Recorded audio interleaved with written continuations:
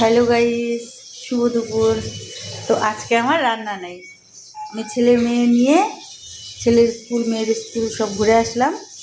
এদিকে মা রান্না করছে, দেখো আজকে কী কী রান্না করছে।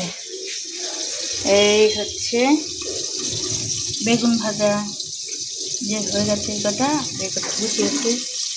আর করছে হচ্ছে এই যে জল বসিয়েছে, খিচুড়ি, ডাল ভাজা হয়ে গেছে।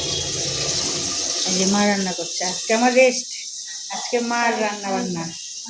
ও তারপরে এই যে ছেলের স্কুল থেকে খিচুড়ি দিয়েছে, মেয়েকে খাওয়ালাম, ছেলেকে খাওয়ালাম, আর ওটা হলে আমরা খাবো।